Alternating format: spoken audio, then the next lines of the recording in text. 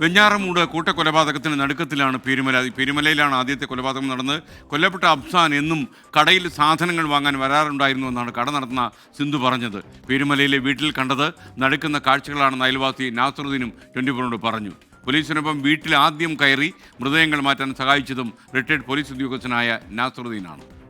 കടയിൽ വന്നുള്ള നല്ല പരിചയമുണ്ട്.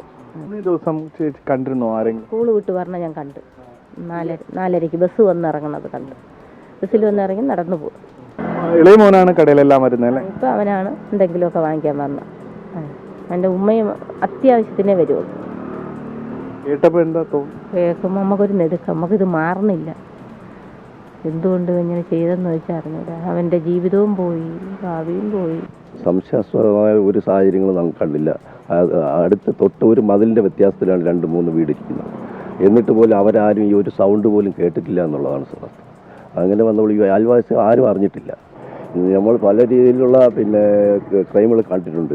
അതിൻ്റെ പ്രധാന കാരണം ലഹരിയാണ്. ഇതുവരെ നമ്മൾ അങ്ങനെയാണ് കണ്ടിട്ടുള്ളത്. ഈ പയ്യൻ ലഹരി ഉപയോഗിക്കുന്നതായിട്ട് നമുക്ക് ആർക്കും അറിയില്ല. ഇതുവരെ അറിഞ്ഞില്ല, ഈ നാട്ടിൽ ആർക്കും അറിയില്ല ലഹരി ഉപയോഗിക്കുന്നതായിട്ട്. വെഞ്ഞാറമൂട് നിന്ന് ഉമേഷ് ബാലകൃഷ്ണൻ തത്സമയം ചേരുന്നു. ഗുഡ് മോർണിംഗ് ഉമേഷ്, പറയൂ. ഗുഡ് മോർണിംഗ് എസ്റ്റേൻ. എന്തായാലും അന്വേഷണം അതിൻ്റെ ഒരു അടുത്ത ഘട്ടത്തിലേക്ക് കടക്കുന്നു എന്ന് വേണമെങ്കിൽ പറയാം. കാരണം നിലവിൽ ക്രൈം സീനുകൾ, അതായത് 3 സ്ഥലങ്ങളിലാണ് കൊലപാതകങ്ങൾ നടത്തിയത്. 3 സ്ഥലങ്ങളിലും ലഭിക്കാവുന്ന തെളിവുകൾ കഴിഞ്ഞ ദിവസങ്ങളിലെല്ലാം ഫോറൻസിക് വിഭാഗം ശേഖരിച്ചു കഴിഞ്ഞു. ഈ കൊലയ്ക്ക് ഉപയോഗിച്ച ഈ ഹാമർ അതെല്ലാം ഇപ്പോൾ പോലീസ് കസ്റ്റഡിയിലേക്ക് മാറ്റിക്കഴിഞ്ഞു. ഇനി അടുത്ത ഘട്ടം എന്ന് പറയുന്നത് ഡിജിറ്റൽ തെളിവുകളാണ്. കാരണം സാധാരണഗതിയിൽ രണ്ടാമത്തെ ഘട്ടം എന്ന് പറയുന്നത് ഈ പ്രതിയെ കൊണ്ടുപോയി ചോദ്യം ചെയ്ത് തെളിവെടുപ്പാണ്. പക്ഷേ പ്രതിക്ക് 72 മണിക്കൂർ ഇപ്പോൾ ഒബ്സർവേഷനാണ്. അതുകൊണ്ട് തന്നെ ആ നടപടിയിലേക്ക് ഉടൻ കടക്കാനാകില്ല. അതും പോലീസ് ഉടൻ ഇവരെ കസ്റ്റഡിയിൽ വാങ്ങി ഡോക്ടർമാരുടെ അനുവാദത്തോടു കൂടി മാത്രമേ പ്രതിയെ കസ്റ്റഡിയിൽ വാങ്ങി തെളിവെടുപ്പെല്ലാം നടത്താൻ കഴിയൂ. അത് ഇനിയും ഒരുപക്ഷെ 2-3 ദിവസം എടുക്കും. ആ ഘട്ടത്തിലാണ് മറ്റൊരു ഘട്ടം എന്ന നിലയിൽ ഈ ഡിജിറ്റൽ തെളിവുകൾ ശേഖരിച്ച് തുടർ നടപടികളിലേക്ക് കടക്കാൻ പോലീസ് തീരുമാനിച്ചിരിക്കുന്നത്. പ്രധാനമായി ഈ പ്രതി പോയ സ്ഥലങ്ങൾ, പ്രതി ഗൂഗിളിൽ മൊബൈലിൽ സെർച്ച് ചെയ്ത കാര്യങ്ങൾ എന്നിവയെല്ലാമാണ് പ്രധാനമായി പരിശോധിക്കുന്നത്. പ്രധാനമായി ഈ പോലീസ് സ്റ്റേഷനിലേക്ക്, ഞാനിപ്പോൾ നിൽക്കുന്നത് വെഞ്ഞാറമൂട് പോലീസ് സ്റ്റേഷനിലാണ്. വെഞ്ഞാറമൂട് പോലീസ് സ്റ്റേഷനിലേക്ക് പ്രതി എത്തുന്നത് ഓട്ടോറിക്ഷയിലാണ്.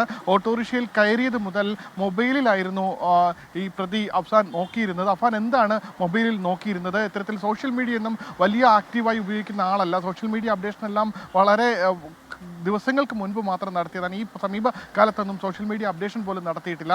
അപ്പോൾ എന്താണ് മൊബൈലിൽ സെർച്ച് ചെയ്തത്? കഴിഞ്ഞ കുറച്ച് ദിവസമായി അഫാൻ്റെ ഇടപെടലുകളിൽ ചില സംശയങ്ങൾ എല്ലാവരും പറഞ്ഞിരുന്നു. കുടുംബക്കാരും പ്രദേശവാസികളും പറഞ്ഞിരുന്നു കൂടുതൽ സമയം മൊബൈലിലായിരുന്നു കോൺസെൻട്രേറ്റ് ചെയ്തിരുന്നതെന്ന്. അതുകൊണ്ട് തന്നെ എന്തായിരുന്നു മൊബൈലിൽ കണ്ടത്? ഈ ഏതെങ്കിലും ഡാർക്ക് വെബോ തുടങ്ങിയവയെല്ലാം പരിശോധിക്കുകയോ അല്ലെങ്കിൽ ഏതെങ്കിലും ഗെയിമുകളിൽ വല്ലതും അഡിക്റ്റ് ആയിട്ടുണ്ടോ തുടങ്ങിയ കാര്യങ്ങളാണ് പ്രാഥമികമായി പോലീസ് പരിശോധിക്കുന്നത്. ഇതുകൂടാതെ ഈ പ്രതി സഞ്ചരിച്ച പ്രദേശങ്ങളിലെ CCTV ക്യാമറകൾ ശേഖരിക്കേണ്ടതുണ്ട്. കാരണം ഈ സമയങ്ങൾ, പ്രതി ഓരോ കൊലപാതകങ്ങളും നടത്തിയ സമയങ്ങൾ സംബന്ധിച്ചുള്ള ക്രോസ് മാച്ച് നടത്തണമെങ്കിൽ അതുമായി ബന്ധപ്പെട്ട ഡിജിറ്റൽ തെളിവുകൾ കൂടി കിട്ടണം. അതിനുവേണ്ടിയുള്ള ശ്രമങ്ങളും പോലീസ് ആരംഭിക്കുന്നുണ്ട്. അതിൻ്റെ പരിശോധനയായിരിക്കും ഇന്ന് നടത്തുക. ഈ കൊലപാതകം നടന്ന 3 സ്ഥലങ്ങളിലും ഇന്ന് പോലീസ് നേരിട്ടെത്തി പരിശോധന നടത്താനും തീരുമാനിച്ചിട്ടുണ്ട്. അതേസമയം ഇപ്പോൾ പ്രതിയുടെ മാതാവ് ഗോകുലം മെഡിക്കൽ കോളേജിൽ അഡ്മിറ്റാണ്. ഇന്ന് 11 മണിയോടുകൂടി ഷമിയുടെ ആരോഗ്യനില സംബന്ധിച്ചുള്ള ഒരു ബ്രീഫിംഗ് ലഭിക്കും, ഡോക്ടർമാർ പറയുമെന്ന് അറിയിച്ചിട്ടുണ്ട്.